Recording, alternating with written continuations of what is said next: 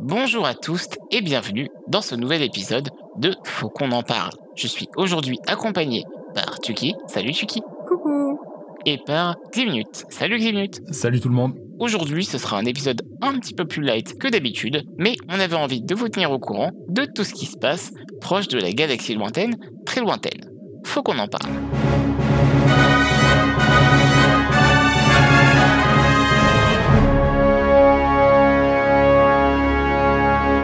Mon petit Ximnut, ça tombe bien que tu sois là, tu es désormais abonné. Qu'est-ce que tu peux nous dire de plus et de nouveau surtout sur la série Obi-Wan Kenobi? On a eu une confirmation. Si vous avez écouté le dernier épisode de Faut qu'on en parle, on parlait de rumeurs de tournage de Kenobi, de la série Kenobi qui allait se passer en Angleterre. On avait aussi tempéré un petit peu cette annonce par rapport à des images qui collaient pas vraiment avec Kenobi, qui était plus rattaché quelque part à la série sur Cassian Andor. Et donc on a eu une confirmation indirecte que la série ne serait pas tournée en Angleterre mais plutôt à Los Angeles dans un petit entretien que Ewan McGregor a donné dans le cadre d'un événement de levée de fonds qui était organisé par Eddie Izzard où justement il discutait de ses différents projets incluant celui d'Obi-Wan Kenobi. Dans cette interview, il a confirmé que le début du tournage se ferait à Los Angeles. Donc ça prouve bien que les décors qui ont été construits en Angleterre seront pas pour la série Kenobi et vraisemblablement pour Cassian Andor. Ewan McGregor, l'acteur principal qui jouera Kenobi, disait qu'il recevait des messages de son père qui disait mais je comprends pas, il y a un article qui dit que tu vas tourner au milieu de nulle part là, alors moi je croyais que t'étais aux États-Unis. Donc voilà, il a bien confirmé que ça va se passer à Los Angeles et que donc ça devrait commencer sous peu. Donc voilà, des nouvelles petites informations qui tombent au compte-gouttes, rien de vraiment encore croustillant, mais on est content de voir que la série avance et qu'on continue d'avoir des nouvelles sur le projet. I got a good feeling about this. La même. Si Ximnut est un spécialiste de Obi-Wan Kenobi dans les émissions Faut qu'on en parle, j'avoue que de mon côté, je vous parle souvent de la Haute République. Alors là, c'est pas exactement la Haute République, mais on a des nouvelles d'un livre qui va arriver en septembre prochain et qui est écrit par Cavan Scott et George Mann. Cavan Scott est notamment l'auteur du roman Dooku Jedi Lost, mais également des derniers comic books de The High Republic. Et donc, ce nouveau livre va s'appeler Life Day Treasury, et comme vous pouvez l'entendre au titre, eh bien, ça racontera des histoires à propos du Life Day, donc le jour de la vie, mais également d'autres fêtes hivernales partout dans la galaxie. Si Star Wars a déjà brassé pas mal d'histoires dans cette galaxie, eh ben on n'a pas encore eu assez, à mon sens, d'histoires de Noël. Alors on en a eu pour l'instant 2 véritables, dont une qu'on préférerait oublier. C'est pas un roman parce qu'en fait, ce sera 8 histoires différentes qui vont donc s'articuler autour de fêtes hivernales et donc du Life Day. En thèmes principaux, on aura forcément la neige, l'espoir, c'est Star Wars, la famille, la gentillesse et l'amour parce que c'est aussi Star Wars. Tous ces thèmes vont s'articuler dans un livre qui va paraître le 7 septembre prochain et qui est donc édité par Lucasfilm Press. Comme histoire, pour l'instant, qui a été révélée, il y en aura une sur le maître de la Haute République, Stellan Gios, qui est donc le maître de Vernest Raro, chevalière Jedi du roman de Justina Ireland, A Test of Courage. Et donc on suivra son maître, Master Stellan Gios, en patrouille pendant les fêtes du jour de la vie à Coruscant. Donc j'ai super hâte de voir ça. Et également, on aura une histoire, alors ça va peut-être faire plaisir à Ximnut, une histoire qui va se passer sur Endor. D'où ça va me faire plaisir. Quand même, les Ewoks, c'est ton truc, non? Oh oui, oulala, c'est vrai que je suis fan de plein de trucs, j'ai du mal à suivre. Non mais oui, tout à fait. Oh là là, les Ewoks dans la neige, oui, je l'ai vu cette illustration. Oh, ça fait trop plaisir.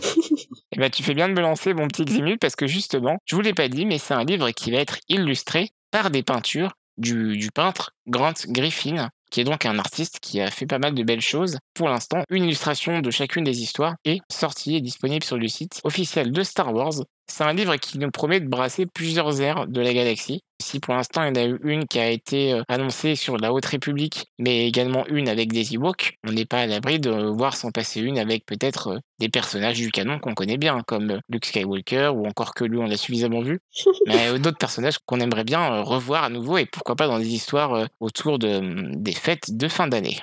Imagine, il y a Grogu. Moi c'est ce que je rêve réellement, mais en même temps Grogu sans son papa c'est triste. Ouais. C'est vrai. Moi j'ai hâte, Ben Solo qui fait la bataille de boule de neige là, non, j'ai vraiment très hâte. Tu veux nous faire pleurer ou quoi? Si on a eu en début d'émission une news sur la prochaine série Obi-Wan Kenobi, Tuki, tu as une news à nous donner pour la série Cassian. Oui, et une news surprenante, parce que, a priori, Kettu Eso n'est pas dans la série, ou en tout cas pas dans les premières saisons. C'est Alan Tudyk qui en a parlé. En 2019, pendant la D23, Diego Luna et lui avaient beaucoup plaisanté sur la série, sur leur amitié, l'amitié de leurs personnages dans les séries, avec le fait qu'ils avaient peut-être un moment telenovela, etc. Et Tudyk a annoncé plus tard que il avait toujours pas été contacté. C'est lui qui faisait la motion capture et tout, et qu'il n'était pas du genre à laisser un cascadeur ou un doubleur le faire et lui venir faire du voice-over après. Et du coup, d'après ce qu'il disait, il pense que la série, ce sera un peu comme Le Mandalorian, ce sera une série de plusieurs saisons. Et que pour l'instant, le début de la série, en tout cas une grosse partie du début de la série, se passe sans Kettu Eso, mais il pense qu'il sera dedans plus tard à un moment. Du coup, oui, c'était surprenant parce qu'il avait beaucoup blagué sur le fait qu'il pensait que la série s'appellerait, en plaisantant, hein, Kettu Fast, Kettu Furious, Cassian Outdoor Story, un truc comme ça. Mais voilà, il a pas été recontacté pour son rôle pour l'instant, mais il pense qu'il sera quand même dans l'histoire à un moment. La série a d'ailleurs commencé à être filmée en début d'année, là. Et du coup, c'est pour ça qu'il sait que pour l'instant, il est pas dedans, vu qu'il n'est pas sur le tournage. Moi, je pense que du coup, on va suivre Cassian faire différentes missions, et puis jusqu'à ce qu'il soit à la mission où il rencontre Kettu et où il le reprogramme. Je pense que ce sera un truc comme ça. Ce serait dommage de pas mettre Kettu parce que les gens ont beaucoup aimé ce personnage et ça marchait super bien leur duo, je trouve. Ouais, ce serait un bon moyen, à mon avis, de conclure ou de commencer une saison, à mettre Kettu Eso qui arrive, l'un des personnages préférés, hein, comme tu l'as dit, des gens qui ont vu Rogue One, c'est quand même dommage de se passer de lui, quoi. Ouais, genre, tu sais, un cliffhanger de fin de saison où il tomberait sur Kettu, mais le Kettu qui est pas encore reprogrammé, tu vois, le Kettu impérial. Ah. Ouais. Mais bref, on verra ce que ça donne. Je sais pas vous, mais moi, autant j'aime beaucoup Diego Luna et tout le cast de Cassian, mais moi, je pense vraiment que c'est une série qui va me rendre super triste. Parce que voir des personnages dont je sais très bien que dans quelques années, ils vont mourir, moi, je pense que ça va me détruire mon moral. Parce que voilà, j'aime bien quand les gens vivent et pas quand ils meurent. Et je pense sincèrement qu'à la fin de Rogue One, certains personnages auraient mérité de vivre, en fait. Non, je comprends tout à fait ce que tu veux dire. C'est l'expression j'aime bien que les gens vivent qui m'a fait sourire. Mais non, je comprends tout à fait. C'est vrai que j'ai jamais vraiment été dans cette situation-là. C'est vraiment Star Wars là qui commence à massacrer tout le monde. Donc je sais pas. J'ai jamais eu j'essaie de voir si j'ai vraiment été dans une situation comme ça, donc je sais pas, faudrait que je vois au moment où je commence à la regarder perso. Mais je vois tout à fait ce que tu veux dire. Je parlais de Rogue One, hein, surtout, parce que oui, tu vois, en gros, on sait comment ils vont finir, ces personnages. Enfin, on sait comment Cassian et comment Kettu Eso finissent. Moi, les voir se réunir, c'est très heureux, mais je me dis quand même, merde, à la fin, je sais comment ça se termine, et je trouve ça super triste. Surtout, il meurt jeune, donc et vu qu'ils ont repris, enfin au moins pour Cassian, ils ont repris le même acteur, ça veut dire que ça se passe pas beaucoup d'années avant Rogue One. Moi, je suis persuadé que la fin de la série, ce sera là où Cassian se rend au début du film.